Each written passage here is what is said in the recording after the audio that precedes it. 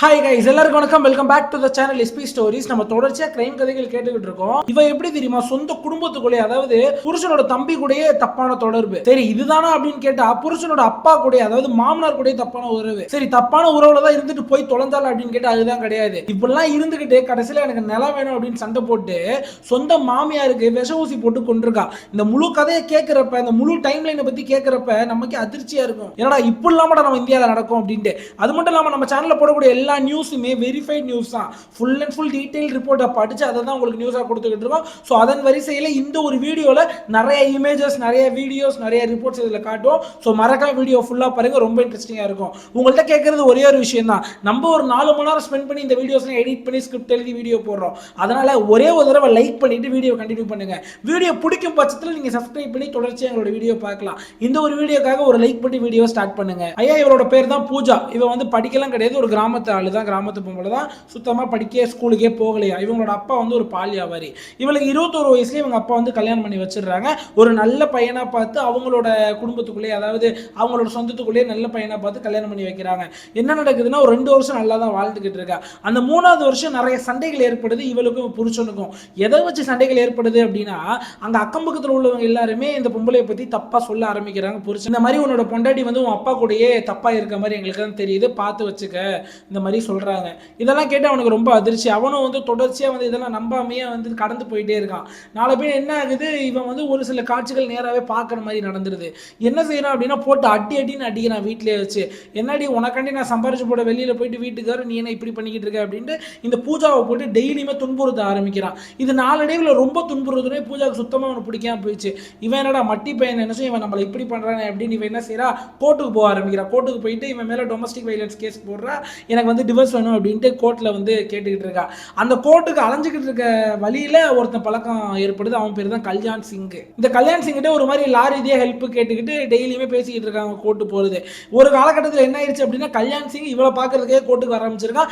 இவளும் வந்து இந்த கல்யாண பிரச்சனைலாம் மறந்துட்டு கல்யாண் சிங்கை பார்க்கறதுக்கே கோர்ட்டுக்கு போக ஆரம்பிச்சிருக்கா. அதுக்கப்புறம் இவனுக்கு அந்த டீ கடையெல்லாம் உட்காந்து பேசி என்ன முடிவு எடுக்கிறாங்க அப்படின்னா, நம்ம 2 பேரும் ஏன் ஒன்றா இருக்கக்கூடாது அப்படின்னு கல்யாண் சிங் இவளை பார்த்து கேட்குறான். இவளும் ஆமாம், எனக்கும் வந்து அவனோட வாழ்ந்து எனக்கு பிடிக்கல, எனக்கு வந்து டெய்லி என்ன துன்புறுத்துறான், நான் அவன் கூட வந்துடுறேன் அப்படின்னு அழுது கல்யாண் சிங்கோட வீட்டுக்கு ஓடி போயிடுறா. கிட்டத்தட்ட 6 வருஷம் கல்யாண் சிங்கோட லிவ் இன் ரிலேஷன்ஷிப்ல இருக்கா. எந்த ஒரு கல்யாண கட்சி எதுவுமே பண்ணல. அதாவது சும்மா ஓடி போயிட்டு வீட்டிலே இருக்கிறது கல்யாண் சிங்கும் நல்லா தான் பார்த்துக்கிறான், நல்லா அன்பா தான் பார்த்துக்கிறான். அந்த 6 வருஷம் இவன் எந்த ஒரு தப்பு பண்ணல, நல்ல அன்பா தான் அந்த கல்யாண் சிங்கிட்ட இருந்துகிட்டு இருக்கா. 6வது வருஷம் என்ன நடக்குது அப்படின்னா, கல்யாண் சிங் ஒரு ஆக்சிடென்ட்ல செத்து போறாரு. இந்த இடத்துல தான் மிகப்பெரிய ட்விஸ்டே அந்த ஃபேமிலிக்குள்ள ஏற்படுது. கல்யாண் சிங் செத்து போனதுக்கு அப்புறம் இவளை ஒரு மாதிரி ஒதுக்கிக்கிட்டே இருந்திருக்காங்க அந்த கல்யாண் சிங்கோட அம்மா, அதாவது இந்த பூஜாவோட மாமியார் ஒரு மாதிரி ஒதுக்கிக்கிட்டே இருந்திருக்காங்க. இதனால பூஜா என்ன பண்றா, ரொம்ப விரக்தி அடைகிறா. விரக்தி அடைஞ்சு அந்த கல்யாண் சிங்கோட தம்பி இருக்கான் ஒருத்தன், அவன் பேர் தான் சந்தோஷ். அவன்கிட்ட போயிட்டு புலம்ப ஆரம்பிக்கிறா. இந்த மாதிரி நான் உங்க அண்ணனை தான் கல்யாணம் பண்ணிட்டு இங்க 6 வருஷமா இருக்கேன், உங்க அண்ணன் நான் நல்லா தானே பார்த்துக்கிட்டேன், உங்க குடும்பத்தை நல்லா தானே பார்த்துக்கிட்டேன், என்ன ஏன் இப்போ வந்து உங்க அம்மா வந்து என்ன அடிச்சு துரத்துற மாதிரியே பண்ணிக்கிட்டு இருக்காங்க, நானும் இந்த குடும்பத்தில் ஒருத்தி தானே அப்படின்னு சந்தோஷ் நார்மலா பேச ஆரம்பிக்கிறா. சந்தோஷம் அதுக்கப்புறம் நார்மலா தான் பேசி இருந்திருக்கான். நாளடைவில் என்ன நடக்குது அப்படின்னா, அந்த பூஜாவுக்கும் சந்தோஷுக்கும் ஒரு கனெக்ஷன் ஏற்பட்டுருது. 2 பேரும் ஒரு மாதிரி தப்பான ரிலேஷன்ஷிப்ல போற ஆரம்பிக்கிறாங்க. இது எல்லாமே வந்து அந்த மாமியாருக்கு தெரிய ஆரம்பிச்சிருது. அதாவது சந்தோஷ் கல்யாண் சிங்கோட அம்மாவுக்கு இது எல்லாமே தெரிய ஆரம்பிச்சிருது. தெரிய ஆரம்பிச்சுன்னா பூஜாவை போட்டு அடிக்க ஆரம்பிக்கிறாங்க. ஏன்டி எங்கே வந்து உங்க குடும்பத்தை ஏன் இவ்வளோ கேவலமாக கெடுக்கிற, நீ வந்து தான் என் பையன் 6 வருஷத்தில் செத்து போயிட்டான், திருப்பி ஏன்டி இவ்வளோ அநியாயம் பண்ணிட்டு இருக்க அப்படின்னு பூஜாவை அடிச்சு அந்த வீட்டை விட்டு துரத்துறாங்க.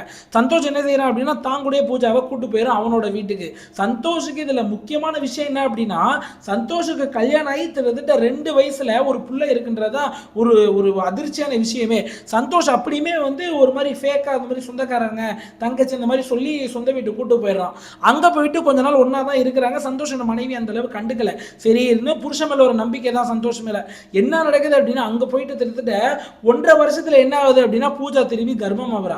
கர்ப்பமானோன்னு என்ன கேட்கிறா அப்படின்னா, எனக்கு நிலத்துல கண்டிப்பா பங்கு வேணும் சந்தோஷ், நம்மள்ட்ட தான் வந்து ஒரு 6.5 ஏக்கர் நிலம் இருக்குல்ல, அதுல 50% நிலம் எனக்கு வேணும். ஏன்னா உன் அண்ணன் கூட நான் இருந்திருக்கேன், உன் கூட நான் இருக்கேன், அது மட்டும் இல்லாம உன்னோட பிள்ளைய நான் சுமக்கிறேன், எனக்கு கண்டிப்பா இது வேணும் அப்படின்ற மாதிரி பூஜா பேச ஆரம்பிக்கிறான். கடைசியில தான் பார்த்தா அந்த பிரெக்னன்சியே ஒரு பொய்யான விஷயமே, அவ பிரெக்னன்ட்லாம் ஆவே கிடையாது. இந்த மாதிரி பேச ஆரம்பிக்கிறான். சந்தோஷம் இதெல்லாம் கேட்டு அதிர்ச்சி அவரா இந்த நியூஸ் அப்படியே சுத்தி பரவ ஆரம்பிக்குது. சந்தோஷோட பொண்டாட்டி என்ன செய்யறாங்க அப்படின்னா, இதெல்லாம் காதல கேட்டு இனிமேல் உங்க கூட நான் வாழ மாட்டேன் அப்படின்னு சந்தோஷம் விட்டு அவங்க வந்து அவங்களோட அப்பா வீட்டுக்கு போயிடுறாங்க. சந்தோஷுக்கு அதுக்கப்புறம் தெரிய வந்துருது இவ சும்மா தான் பிரெக்னன்ட் சொல்லிட்டு இருக்கா அப்படின்ட்டு. இருந்தாலுமே சந்தோஷுக்கு இவள் மேல ஒரு பயங்கரமான காதல் இருக்கு. அதனால என்ன சொல்றான், நீ ஒன்றும் கவலைப்படாத, கண்டிப்பா நான் உனக்கு சேர வேண்டிய நிலத்தை வாங்கி கொடுப்பேன் எங்க அம்மாட்டேருந்து, நீ கவலையப்படாத அப்படின்னு சொல்றான். சரின்னு பூஜா சந்தோஷ் எல்லாரும் பிளான் பண்ணி கூட்டா ஒரு சின்ன பஞ்சாயத்து மாதிரி வச்சு பேசுறாங்க. இந்த அம்மா பேரு சுசிலா தேவி, அதாவது பூஜாவோட மாமியார் பேர் சுசிலா தேவி. அவங்கள வச்சு பஞ்சாயத்து பண்றாங்க. இந்த மாதிரி எனக்கு வந்து நிலம் கொடுத்துருங்க அப்படின்ற மாதிரி பூஜா வந்து கேட்கறா. அப்ப சுசிலா தேவி என்ன சொல்றாங்க, உனக்கு ஒரு இதுவும் கிடையாது, நீ வந்ததுனால தான் என் குடும்பமே அழிஞ்சு போச்சு, உனக்கு நிலம்லாம் கிடையாது அப்படின்னு சொல்றாங்க. இருந்தாலுமே பூஜா என்ன கேட்கறா அப்படின்னா, ஒரு காவாசி நிலமோ இல்ல ஒரு சின்ன ஒரு பொங்கலாம் கேட்கல, எனக்கு பாதிக்கு பாதி நிலம் வேணும், அந்த 6 ஏக்கர்ல எனக்கு பாதி அப்படியே வரணும் அப்படின்ற மாதிரி கேட்கறா.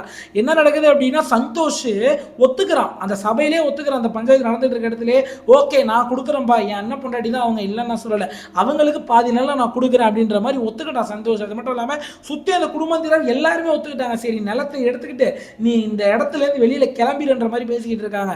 ஆனா ஒரே ஒரு எதிர்ப்பு அந்த சுசிலா தேவி, அந்த மாமியார் கறி தான் ஃபுல்லா எதிர்த்துக்கிட்டே இருக்கா. இதெல்லாம் பூஜாவை ஒரு மாதிரி ரொம்ப ட்ரிகர் பண்ணிடுது. என்ன செய்யறா அப்படின்னா, பூஜா வந்து ஒரு பிளான் பண்றா, இவ ஒருத்தினால தானே அந்த நிலம் நம்மளுக்கு கிடைக்க மாட்டேது, இவளை தீர்த்து கட்டிட்டா நம்மளுக்கு தானே அந்த நிலம் அப்படின்ற மாதிரி பிளான் போடுறா. இந்த பூஜாவுக்கு ஒரு அக்கா கறி இருக்கு, அவ பேர் தான் கமலா.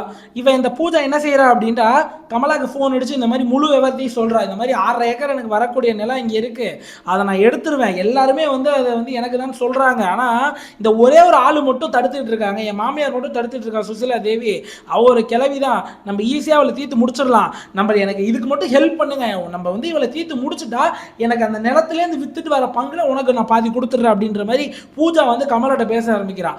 ஆரம்பத்தில் கமலா வந்து இதுக்கு ஒத்துக்கலை, ஏன்னா இது வந்து மிகப்பெரிய விஷயம், மர்டருங்கிற இதெல்லாம் பண்ணிட்டா நம்ம வாழ்க்கையை அழிஞ்சு போயிடும், காசுப்பட்டு இதெல்லாம் பண்ணிடக்கூடாதுன்ற மாதிரி தான் பேசிக்கிட்டு இருக்கா. பூஜா என்ன பண்ணிட்டா, சரி ஓகே கமலாட்ட சொன்ன வேலைக்கு ஆகாது அப்படின்ட்டு கமலா புருஷன்ட்ட பேசுவோம் அப்படின்ட்டு, கமலாவோட புருஷன் பேர் அனில் வருமா, அவன்கிட்ட ஃபோன் அடிச்சு பேச ஆரம்பிக்கிறா, நேரில் போய் மீட் பண்ணி பேச ஆரம்பிக்கிறா.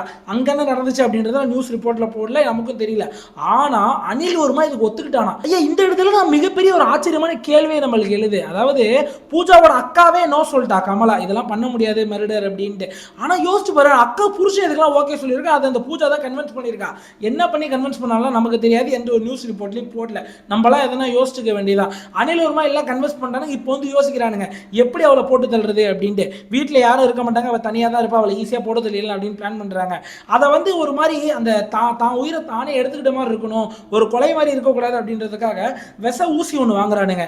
விஷ ஊசி கயிறு எல்லாம் வாங்கிட்டு ஒரு சேஃப்டிக்காக அனில் வருமா ஆல்ரெடி வந்து ஒரு நாட்டு துப்பாக்கி கையில் வச்சிருப்பானா, அது எல்லாத்தையும் வச்சுக்கிட்டு கரெக்டாக பிளான் போடுறானுங்க. ஜூன் 24, 2025 பர்ஃபெக்டாக வரானுங்க வண்டியில், பர்ஃபெக்டாக வந்துட்டு அந்த அம்மாவுக்கு விஷ ஊசி போடுறாங்க. 56 வயசுள்ள சுசிலா தேவி, அதாவது பூஜாவோட மாமியாருக்கு விஷ ஊசியை போடுறாங்க. விஷ ஊசியை போட்டுட்டு அப்படியே உயிர் போலையும் ரொம்ப நேரம் இழுத்துக்கிட்டே கிடந்ததுனால கழுத்தில் கயிறை வச்சு முறிச்சு அவங்களை கொள்ளை செய்கிறானுங்க.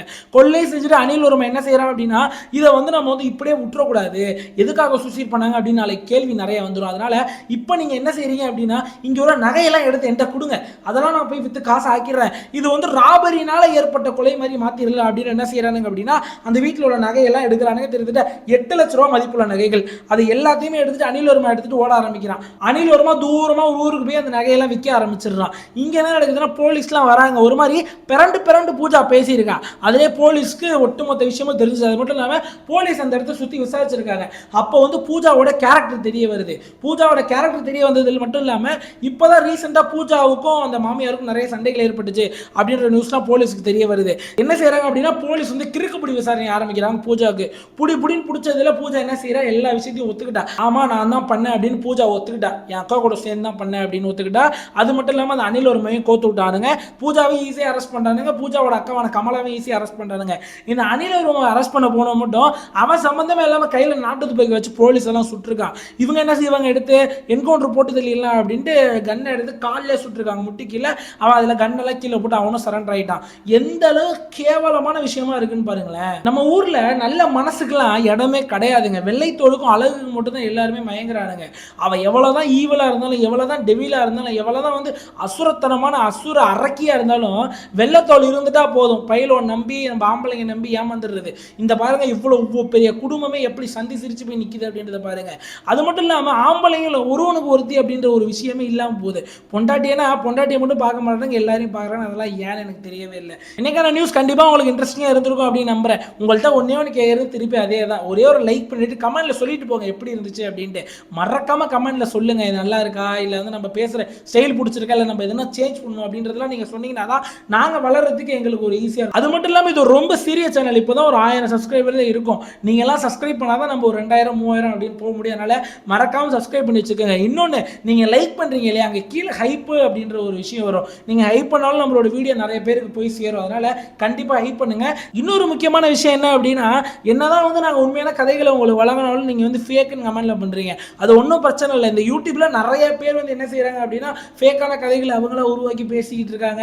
ஸோ அவங்களா வந்து ஒரு கதையை சித்தரித்து பேசிக்கிட்டு இருக்காங்க. அதனால் உங்கள் மேலே நான் தப்பு சொல்லவே மாட்டேன். இருந்தாலும் நம்ம சேனலில் நம்ம எல்லாமே வெரிஃபைட் நியூஸ் மட்டும் தான் போடுவோம். வெரிஃபை இல்லாத நியூஸ் போடுறோம் அப்படின்னா சொல்லிட்டு தான் போடுவோம். இது ஒரு வெரிஃபைட் நியூஸ். நீங்கள் போயிட்டு எந்த ஒரு ஆர்டிகல் எடுத்து பாருங்க. இன்னொரு விஷயம் நான் உங்கள்ட்ட தெளிவாக சொல்லி ஆகணுங்க. இதில் வந்து 100% எதுவுமே உண்மையாக இருக்காதுங்க. ஏன்னா இப்போ நான் வந்து இந்த ஒரு வீடியோ போடுறதுக்காக 2 நியூஸ் ஆர்டிகளை கம்பேர் பண்ணி தான் இந்த வீடியோ போட்டேன். ஒரு நியூஸ் ஆர்டிகளை பேர் வித்தியாசமா இருக்கு, இன்னொரு நியூஸ் ஆர்டிகல்ல ராகினின்னு இருக்கு. அதாவது இந்த பூஜாவோட அக்கா பேர் ராகினின்னு இருக்கு. இன்னொரு நியூஸ் ஆர்டிகல்ல பூஜாவோட அக்கா பேர் கமலான்னு இருக்கு. நம்மளுக்கு இது ரெண்டுல எது உண்மை அப்படின்னே தெரியாது. இன்னொரு விஷயம் என்னன்னா, இந்த பூஜா வந்து ஆல்ரெடி வந்து அதாவது மாமனார் கூட தப்பான உறவுல இருந்தா அப்படின்னு இருக்கு. இன்னொரு ஆர்டிகல்ல அந்த மாமனாரை பத்தி போடவே கிடையாது. இந்த மாதிரி வித்தியாசமா இருக்கும். நம்மளால இந்த நியூஸை பொறுத்த மட்டும் எது உண்மை அப்படின்றது நமக்கு தெரியாது. நம்ம வந்து அந்த இடத்துல, அதாவது அந்த இடத்துல இருந்து மக்கள்கிட்ட விசாரிக்கிறது மட்டும் தான் உண்மையாவே இருக்குன்னா, இந்த நியூஸ் எழுதுறவங்க அவங்க இஷ்டத்துக்கு எழுதிட்டு போயிடுவாங்க. இதனால நீங்களுமே சொல்றேன், ஒரு நியூஸ் படிக்கிறப்ப 2-3 நியூஸ் சேனல்ஸ் எடுத்து பாருங்க, 2-3 நியூஸ் ஆர்டிகல் எடுத்து படிச்சு பாருங்க. அப்பதான் உங்களுக்கு தெளிவான விளக்கம் கிடைக்கும். இன்னைக்கு வீடியோல விடைபெறேன். until then bye bye. SP stories. tada bye bye. See you guys.